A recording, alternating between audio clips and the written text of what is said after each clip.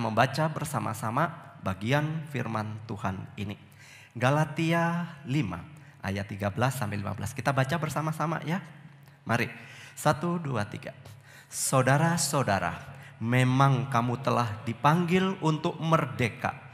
Tetapi janganlah kamu mempergunakan kemerdekaan itu sebagai kesempatan untuk kehidupan dalam dosa.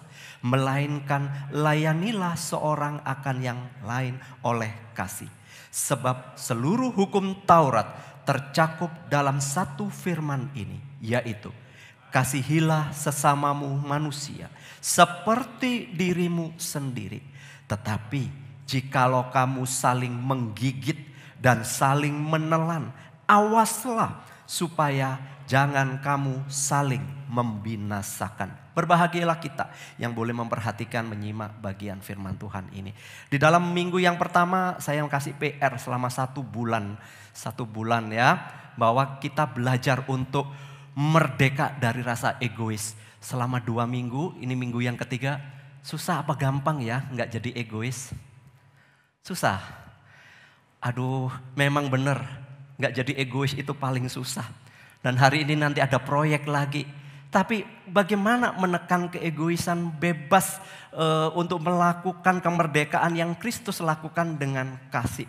Saudara, seorang yang bernama Oscar Schindler yang hidup lahir tahun 1908 dan meninggal 1974 adalah orang yang sangat dikenang, orang yang sangat dihormati oleh orang-orang Yahudi karena ia adalah orang yang menyelamatkan 1.200 orang Yahudi dari peristiwa Holocaust yang pernah terjadi tahun 1933 hingga 45. Yang kurang lebih yang meninggal dari golongan atau orang-orang Yahudi itu sekitar 6 juta orang meninggal di dalam semasa perang dunia yang kedua itu.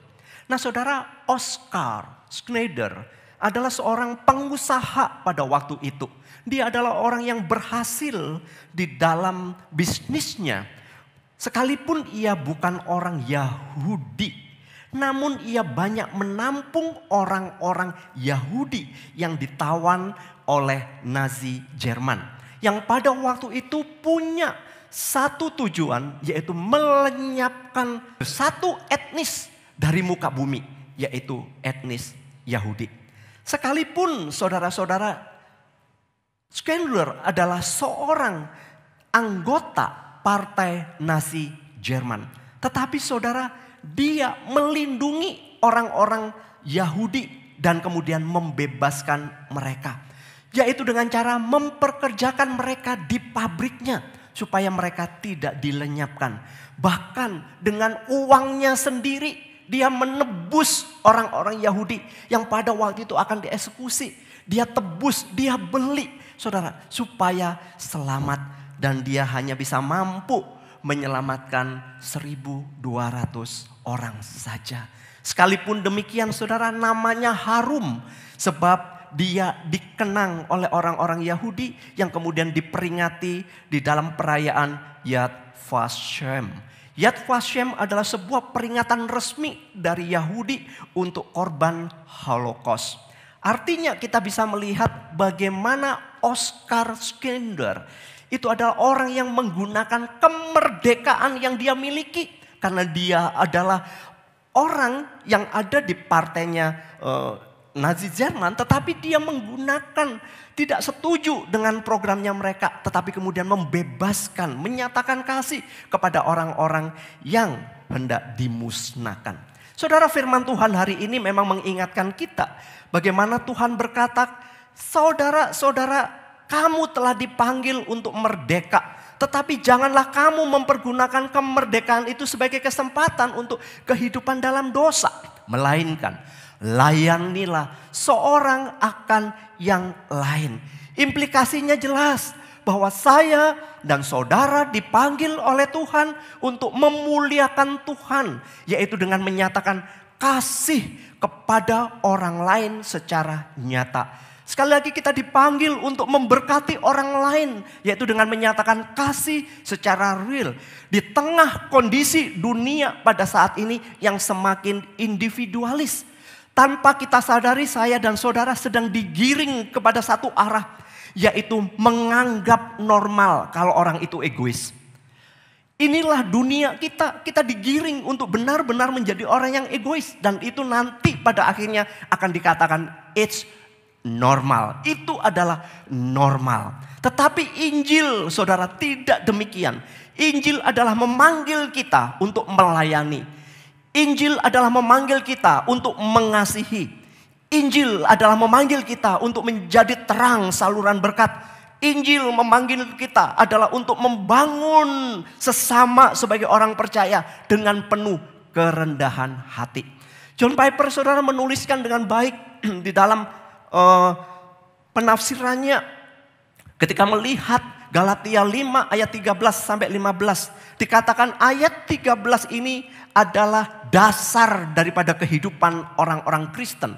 Bahwa orang-orang Kristen itu telah dipanggil untuk merdeka. Dia sudah dilepaskan dari kutukan dan murka Allah. Seperti yang pernah saya singgung. Sebelum kita mengenal Kristus, kita berada di dalam jalurnya seperti ini. Menghadap ke sana, ini contoh saja, menghadap ke sana.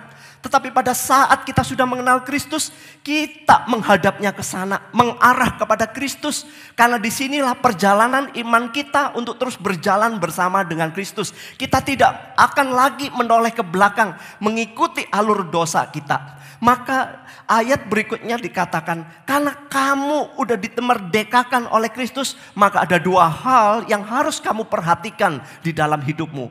Dari sisi negatif dan juga dari sisi yang positif. Yang negatif adalah jangan lagi kamu hidup dalam dosa. Artinya kalau saya sedang berjalan ke arah sini, saudara, ada tarikan untuk melakukan dosa. Tetapi saudara kita ingat bahwa ada anugerah Allah yang mengingatkan kita. Maka dikatakan jangan kamu lagi berbuat dosa. Tapi ingat Kristus, maka yang positif. Layanilah seorang akan yang lain. Karena dengan melayani orang lain, kamu akan bisa untuk bisa menguasai diri dari keinginan-keinginan untuk berdosa. Maka saudara di dalam menjalani negatif dan positif ini hanya bisa dirangkumkan oleh satu kata. Yaitu yang namanya kasih. Tidak ada yang lain saudara. Karena hukum yang terutama adalah memang kasih. Kasih kepada Allah dan kemudian kasih kepada sesama. Di dalam menjalani kasih ini juga tidak mudah saudara. Karena ayat yang berikutnya itu sungguh menegaskan apa yang sering terjadi di dalam relasi sesama kita. Khususnya di antara orang-orang percaya. Apa itu saudara? Yang negatif. Saudara, dikatakan di sana janganlah kamu saling apa? Saling menggigit. Janganlah kamu saling menelan. Awas, jangan sampai kamu membinasakan. Ternyata di dalam perjalanan kita di sini, saudara, dikatakan yang kuning, yang warna kuning sebelah sini, jangan hidup dalam dosa. Kalau kamu masih hidup dalam dosa, itu akan nyata ketika kamu satu dengan yang lain itu saling menggigit. Ketika kamu satu dengan yang lainnya itu saling menelan dan membinasakan. Tetapi dikatakan layanilah dan kasihilah. Ini yang berat. Saya mengatakan ini yang berat. Ketika kita hidup menurut kedagingan kita. Sesungguhnya itu menunjukkan bahwa kita masih hidup dan berada di dalam perbudakan. Kalau memang kita mengaku Kristen. Tetapi saudara cara hidup kita seperti yang tertulis di dalam ayat yang berikutnya. Kalau saudara membaca setelah pasal ayat 15 ini. Saudara akan mendapatkan apa hidup dalam kedagingan. Saudara akan menunjukkan bahwa keegoisan kita akan selalu berbicara ke sini. Semua berujung kepada saya dan saya. Semua tolak ukurnya saya. Bahkan ketika saya mengasihi orang lain itu tetap ujungnya saya. Supaya saya dilihat baik. Ketika saya melayani Tuhan ujungnya tetap saya. Karena saya adalah orang yang nampak rohani. Ketika masih saya menolong orang lain supaya orang lain melihat kebaikan saya. Itu menunjukkan keegoisan kita. Tetapi orang yang hidup di dalam kasih Kristus, di dalam kemerdekaan Kristus, ketika saya melayani Tuhan, bukan karena saya, karena Kristus sudah melayani saya. Ketika saya membantu orang lain, bukan karena supaya saya dilihat baik, karena memang Tuhan memberikan kesempatan buat saya melakukan kebaikan kepada orang lain. Dan pada ujungnya, saudara, bukan saya yang dimuliakan, tapi Bapakmu yang di surga dimuliakan. Berapa banyak saudara kita melakukan sebuah kebaikan, menolong orang lain itu mengatakan, praise the Lord, puji Tuhan, karena Tuhan begitu baik melakukan kebaikan melalui Anda, melalui saudara, sehingga saya semakin melihat bagaimana Tuhan adalah Tuhan yang benar-benar Tuhan yang mengasihi saya. Saudara-saudara, kita tidak sendiri. Ada Roh Kudus yang akan menolong kita. Ada Roh Kudus yang mengingatkan kita. Kita mau belajar bersama-sama di dalam menjalani iman kita. Seberapa waktu yang masih Tuhan berikan kepada kita. Jadilah berkat buat orang lain. Tebarkan terus kebaikan kepada orang lain. Bukan supaya saudara dapat pahala nanti di sorga. Bukan, karena sorga kerajaan Allah itu sudah Anda miliki. Itulah yang saudara tebarkan, bagikan kepada orang lain. Kita bebas saudara di arah ini. Di dalam jalur kasih karunia Kristus, kita bebas saudara. Untuk apa? Menyatakan kasih Allah kepada orang lain. Saya menuliskan ada kasih agape yang ada di dalam kehidupan kita. Karena kasih agape hanya satu yang memiliki, yaitu Allah saja.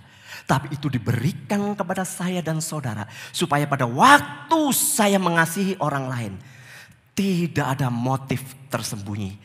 Saya melakukan karena ada Kristus yang memenuhi hati saya. Mengapa ini penting untuk kita pahami? Karena kita sedang berjalan di dalam perjalanan iman kita yang ke sini.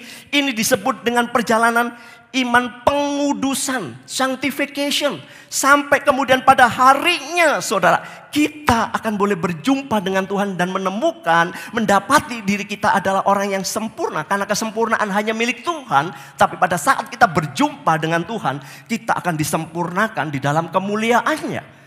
Itu yang harus menjadi gambaran kita. Bukan di sini. Kalau di sini saya baik supaya saya mendapatkan sesuatu buat saya. Saya memperoleh sesuatu buat saya. Jelas ini berbicara tentang keegoisan. Sekalipun saudara menolong orang lain. Sekalipun saudara menyatakan itu dalam kasih. Saudara, kita punya pergumulan yang sama. Saya juga bergumul saudara. Bagaimana di dalam kehidupan kita saudara. Kita ini punya kecenderungan untuk kembali yang namanya mengeksploitasi kebiasaan lama kita. Ada satu lagu yang indah bukan? Jauh ke dalam tubir laut. Selanjutnya, kau melemparkan dosaku. Tiada kau ingat lagi kesalahanku. Problemnya kita, Tuhan udah menuntaskan, masalahnya kita sendiri yang suka mancing dosa. Lalu kita mengatakan pencobaan ini datang dari Tuhan. Sesat saudara. Padahal kita sendiri yang mancing dosa. Karena kita punya kecenderungan untuk mengeksploitasi dosa itu. Maka kemudian ayat yang ke-14 dan 15 itu kata yang menarik untuk dilihat. Dikatakan di sana saudara, janganlah kamu saling menggigit gitu ya. Janganlah kamu kemudian saling memakan atau kemudian menelan gitu ya. Supaya kamu jangan saling membinasakan. Ini maksudnya apa? Kata menggigit, dakno atau menelan, katestio itu istilahnya menghancurkan dengan api. Jadi sesuatu yang akan dihancurkan kalau kemudian dibakar habis. Nah, kata yang dipakai, hendaklah kamu jangan saling menggigit atau menelan, kemudian saling menghancurkan. Ini dua kata kerja yang digunakan untuk menggambarkan gini. Sekawanan binatang buas yang saling menyerang, yang saling membunuh, yang saling memangsa satu sama lain. Jadi kalimat ketika Rasul Paulus menuliskan ini, gambarannya jelas. Ini sekelompok kumpulan binatang-binatang buas yang sukanya hanya menyerang, membunuh, dan memangsa orang lain. Seorang penafsir mengatakan begini. Kalau kamu kepengen tahu gimana kekacauan akan terjadi dan itu akan seru, hanya satu. Apa? Kumpulkan 2 orang egois dalam satu rumah. Maka akan perang terus terjadi. Saudara sependapat enggak? Saudara di rumah, kalau yang satu egois, pasti yang satu lebih cool. Betul? Tapi saudara kalau 2 orang egois kumpul, itu akan seru. Pasti seru. Tiap hari pasti perang, saudara. Saudara, kita harus berhati-hati. Kita itu bisa meremehkan kebebasan dari Kristus yang sudah dianugerahkan dan kemudian memutar balik untuk memberikan itu, melakukan itu sebagai bentuk daripada kesenangan diri kita sendiri. Bahkan yang menyedihkan bagi saya adalah banyak anak-anak Tuhan itu melakukan hal-hal yang sangat memalukan ketika dia udah tahu di dalam jalannya sebagai orang yang percaya. Begitu buruknya kehidupan rohaninya. Saudara-saudara, tapi dia mengaku sebagai orang yang percaya. Ketika kebebasan tidak dilindungi, maka kedagingan akan memiliki kesempatan untuk melakukan kerusakan yang besar di dalam tubuh Kristus. Sekali lagi saudara, ketika kebebasan dari Kristus ini tidak dilindungi, maka kedagingan kita akan memiliki kesempatan untuk melakukan kerusakan besar di dalam tubuh Kristus. Minggu yang pertama saya mengatakan, gereja pecah karena apa? Egois. Rumah tangga hancur, kenapa? Karena egois. Orang tua anak relasinya rusak, kenapa? Masing-masing orang egois. Dalam dunia kerja, saudara, amburadul, kacau. Kenapa? Karena ada orang-orang yang egois. Saudara-saudara, mungkin serangan eksternal dari luar kita bisa tekan. Tetapi yang membahayakan adalah serangan dari dalam sendiri. Dari diri orang itu yang terlalu egois memaksakan kehendaknya. Sehingga saudara-saudara, orang-orang yang seperti ini akan menimbulkan sebuah kekacauan. Maka ketika Paulus menuliskan di dalam bagian ini, kamu orang yang sudah merdeka, maka jangan lagi berbuat dosa, tetapi layanilah seorang akan yang lain di dalam kasih. Karena Paulus menyadari kepada orang-orang Galatia sampai dikatakan, engkau orang Galatia yang bodoh, ngerti teologia, ngerti doktrin Alkitab, tapi hidupnya sama sekali tidak sesuai dengan Alkitab. Ini yang ngeri buat saya dan saudara. Tahu sih percaya Yesus pasti selamat. Tapi cara hidup kita gak seperti orang yang sudah diselamatkan. Nanti secara aplikasi sebentar saya akan tunjukkan kepada kita. Maka saudara, kemerdekaan yang kita miliki harus dipakai benar-benar untuk melayani dan mengasihi orang lain. Dan ini dimotivasi. Sekarang motivasinya adalah dari dalam hidup kita yang sudah dipenuhi oleh anugerah dan kasih Allah. Lihatlah gambar gelas ini. Lihat gambar ini. Yang gambar atas itu adalah gelas yang penuh. Kasih itu yang dari mana? Kasih itu adalah gelas yang penuh ini mengalir keluar. Mengalir keluar. Itulah saudara-saudara ungkapan kasih kita. Ungkapan kasih kita. Jadi seperti yang Tuhan Yesus katakan, pada waktu kamu percaya kepadaku, maka aliran air itu akan hidup. Yang akan terus memancar dari dalam hatimu sampai kesudahannya. Artinya begitu kita percaya Tuhan Yesus, itu ada aliran kasih agape yang terus akan memancar. Nah, makanya tadi saya mengatakan di sini, kenapa Paulus ayat 13 mengatakan jangan kamu menyalahgunakan kemerdekaan itu. Layanilah, karena kita udah dipenuhi oleh sukacita dari surgawi. Itulah yang kita bisa mengasihi orang lain. Tetapi saudara, yang berbahaya adalah keinginan daging kita, keegoisan kita dari dalam diri kita. Itu menunjukkan kekosongan kita. Gelas yang dibawa, saudara, kosong. Jadi karena gelasnya kosong diisi macam-macam.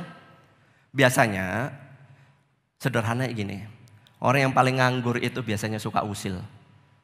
Kurang kerjaan itu biasanya bikin masalah. Betul. Biasanya kalau kurang kerjaan itu memang bikin masalah. Kalau di gereja-gereja biasanya kalau orang kurang kerjaan, kurang ini jadi bikin ribet di gereja, bikin riuh di gereja. Kenapa? Karena dia kosong. Orang yang kosong itu akan mencari aktualisasi dirinya, bagaimana supaya memenuhi kebutuhannya. Maka saya mengatakan ketika dia melayani karena dirinya kosong. Dia melayani karena kosong kemudian supaya orang lain menghargai dirinya. Jelas salah. Ketika orang gak menghargai dirinya gimana? Marah, ngambek, mundur dari gereja. Saudara, ketika membantu orang lain diharapin orang lain itu paling tidak berterima kasih. Malah gak berterima kasih, malah kita dijelek-jelekan, kita dimanfaatkan, kita jadi kesel kaki. Kenapa?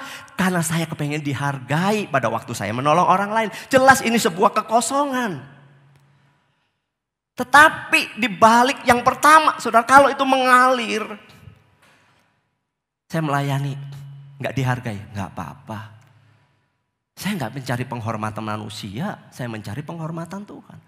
Ketika saya mencoba merendahkan hati supaya orang itu baik, bukan supaya saya dihargai, bukan. Karena saya mau melihat Kristus dimuliakan. Sekalipun mungkin hati saya sangat sakit.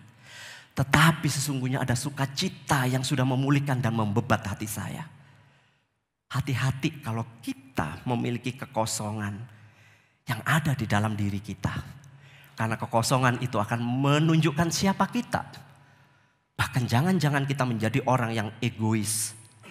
Karena diri kita kosong. Orang yang kosong itu saudara dia kepengen supaya dirinya nyata dan hidup. Dia ingin memenuhi kekosongannya itu. Dengan cara apapun. Karena fokusnya bukan Kristus, saya. Saudara, ketika kita mengasihi bukan terjadi untuk mengisi kekosongan kita. Melainkan sebagai luapan kepenuhan kita di dalam Kristus. Saudara, seseorang bertanya kepada saya. Ketika dalam ngobrol-ngobrol, dia mengatakan demikian. Seorang hamba Tuhan. Dan dia mengatakan, kesel juga ya sama jemaat yang seperti ini. Aku gak sabar sih kalau kepengen tak tabok saja sih. Kepengen tak tabok. Tapi saya itu tahu kalau saya nabok, nanti kemudian pas diviralkan, ini pendetanya mejaguran, kelahi sama jemaatnya. Diviralin lagi saudara. Nanti lama-lama diundang di acara viral di TV. Gak lucu kan? Tapi dia ini gimana gue? Gimana? Kamu pernah ngalami gak yang seperti itu? Saya hanya mengatakan saudara. Apapun yang terjadi dalam hidup kita. Orang mau ngomongin kita, mau menjelekkan kita. Gak peduli. Saya gak pernah peduli. Saudara-saudara apa? Karena ketika saya melakukan sesuatu. Biarlah saya dengan Tuhan di dalam ujiannya. Tuhan lebih tahu. Sama dengan kita, saudara, ketika di dalam diri kita, saudara. Pada waktu kasih Allah itu membebaskan kita. Bukankah kita dibebaskan dari rasa bersalah? Bukankah kita dibebaskan dari ketakutan?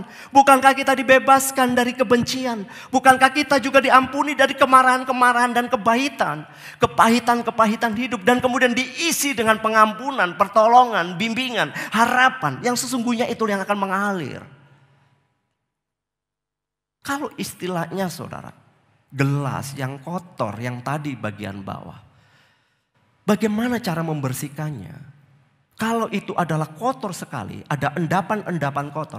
Saudara kucurin aja air. Memang gampang dicuci udah beres. Tapi ilustrasinya aja. Kucurin saja dengan air. Di dalam proses itu saudara, luapan endapan kotor yang ada di bawah akan keluar. Dan kemudian terbuang. Dan gelas yang kotor tadi yang penuh dengan sampah akan berisi dengan air yang bersih. Itu sama dengan proses saya dan saudara. Inilah yang indah ketika bersama-sama dalam Kristus ada sukacita. Apapun yang masuk dalam diri kita bukan lagi sebuah hal-hal yang membuat kita jadi kecewa. Tetapi karena ada sukacita. Apapun keburukan yang mungkin orang serang kepada kita. Sukacita itu yang mengalir sehingga kotoran itu akan terhempas. Mau bukti gelas yang kotor yang penuh dengan endapan, kucurin air. Masukin sampah di sana. Kalau enggak sampahnya juga akan keluar. Betul?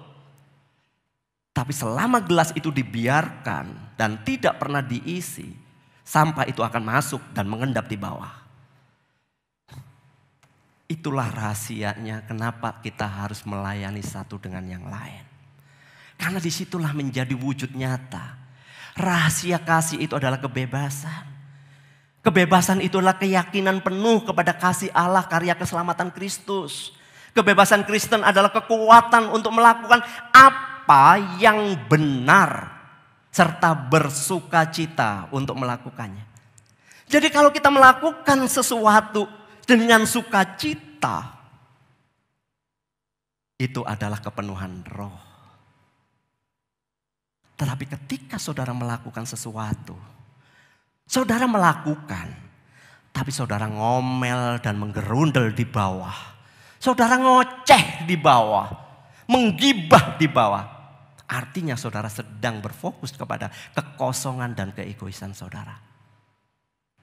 Inilah yang perlu kita waspadai di dalam kehidupan kita. Seluruh kehidupan Kristen adalah kehidupan yang diungkapkan di dalam kasih dan melalui kasih.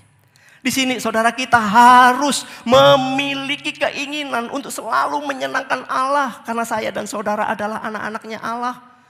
Melalui kasihlah saudara kita dapat melayani satu dengan yang lainnya.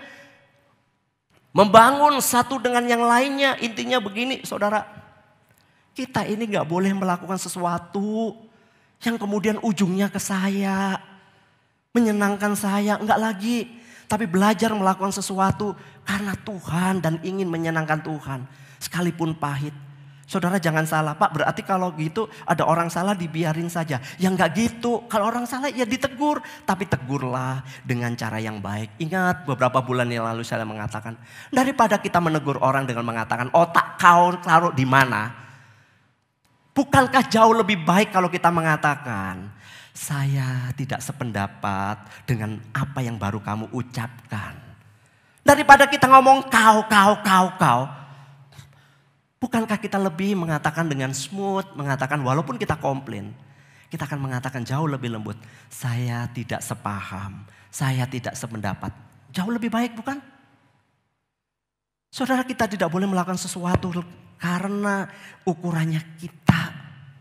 Meneladani Kristus itu artinya berarti saudara kita tidak sedang mencari kebaikan kita. Tetapi mencari kebaikan dari orang lain. Memberi manfaat bagi orang lain. Kebebasan mengalir inilah saudara. Seperti mata air yang mengalir deras. Di air pegunungan yang menyejukkan, yang menyegarkan. Saudara kalau lihat air mengalir yang sejuk itu membuat kita senang. Ketika kita melakukan karena meluap sukacita itu saudara akan membahagiakan, memuliakan Tuhan. Dan orang lain juga pasti diberkati. Tetapi janganlah kita menjadi seperti penyedot debu. Karena kosong nyedot debu. Semua masuk untuk kepenuhan keegoisan kita. Maka di sanalah pada waktu penuh kita gak pernah puas. Maka kita akan menyedot lagi. Itulah fungsi penyedot debu. Memang menyedot debu. Kita seringkali di dalam relasi kita, pasangan dengan pasangan kita, sesama anggota gereja, dalam keluarga besar kita seperti penyedot debu. Supaya diri kita diperhatikan. Saudara ketika orang percaya mulai kehilangan motivasi dan keinginan untuk melayani orang lain di dalam kasih. Maka mereka akan cenderung saudara untuk menghancurkan orang lain. Sekali lagi. Ketika Paulus mengatakan gunakan kemerdekaan itu jangan untuk berbuat dosa, layanilah. Karena semua tercakup dalam satu kata kasih. Untuk itu kamu jangan saling menggigit, saling mencakar, saling membinasakan. Kita itu saudara kalau kosong akan cenderung untuk mengkritisi orang lain. pasangan kita kritisi sedemikian rupa, kita jelekkan, kita jatuhkan. Itu kita, saudara. Leon Morris, satu tokoh yang waktu awal-awal saya percaya Tuhan, bukunya saya paling suka baca. Ketika saudara-saudara di dalam